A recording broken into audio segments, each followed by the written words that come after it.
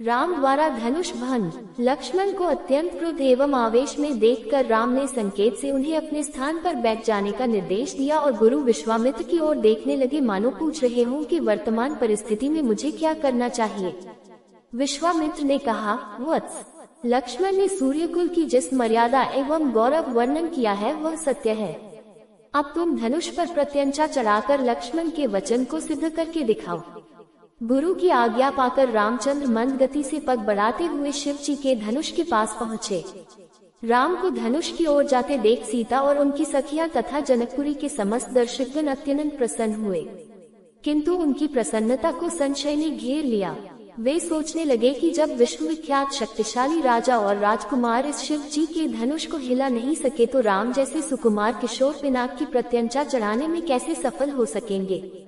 सीता भी मन ही मन परमात्मा से प्रार्थना करने लगी कि हे सर्वशक्तिमान, इन्हें इनके उद्देश्य में सफलता प्रदान करने की दया कीजिए। मेरा हृदय भी इनकी ओर आकर्षित हो गया है, अतः इसकी लाज भी आपको ही रखनी है। हे प्रभु, आप अपनी अद्भुत शक्ति से इस धनुष को इतना हल्का कर दीजिए कि यह सरलता से उनके द्वारा उठाया जा सके। धनुष के पास पहुंचकर राम ने धनुष को बीच से पकड़कर सरलता के साथ उठा लिया और खेल ही खेल में उस पर प्रत्यंचा चढ़ा दी।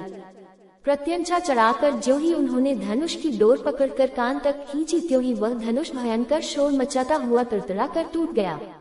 उस नाद से अधिकांश दर्शक मूर्छित होकर भूमि पर गिर पड़े। सिर्फ विश्वामित्र, राजा जनक, राम, लक्ष्मण आदि कुछ ही ऐसे लोग थे जिन पर इस भयंकर स्थिति का कोई प्रभाव नहीं पड़ा।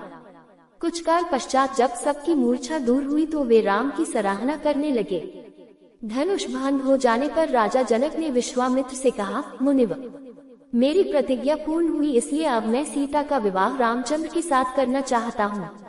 मुझे अपने मंत्रियों और पुरोहित को विवाह का संदेश लेकर महाराजा दशरथ के पास अयोध्या भेजने की आज्ञा दें।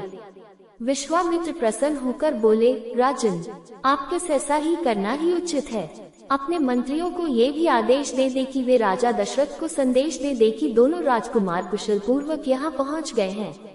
विश्वामित्र के वचनों से संतुष्ट होकर मिथिलापति जनक ने सीता को बुलवाया।